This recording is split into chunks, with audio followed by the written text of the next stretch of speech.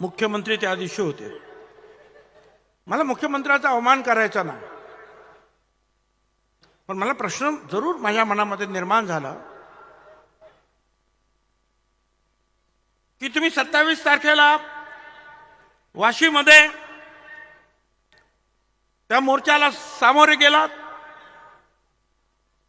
माझा काही विरोध नाही, पण तुम्ही तिथे जाहीर केलं की जी मी शपथ घेतली होती छत्रपती शिवाजी महाराजांची की सर्व मराठा समाजाला मी आरक्षण देईन, ती शपथ आता पूर्ण केली असं ते म्हणाले. मग मला आता प्रश्न असा पडला की जर शपथ पूर्ण झाली मराठा समाजाला आरक्षण देण्याची, तर हा ओबीसी आयोग आता जो काम करतोय ना, हे सर्वेक्षण हे कशासाठी? आरक्षण तर मिळालं ना तुम्हाला सगळं, तुम्ही तर म्हणाला शपथ पूर्ण झाली.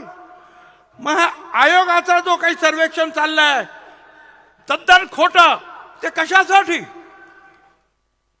घरोघर जाताय, फक्त जात विचारतात. 180 प्रश्न आहेत त्याच्यामध्ये. एका घराला 1.5 तास लागतो. देश विदेशातील प्रत्येक घडामोडींचे लाईव्ह अपडेट मिळवण्यासाठी आता साम टीव्हीच्या सर्व सोशल मीडिया प्लॅटफॉर्मला लाईक, फॉलो आणि सबस्क्राईब करा. तसंच सर्व नोटिफिकेशनसाठी बेल आयकॉन प्रेस करायला विसरू नका.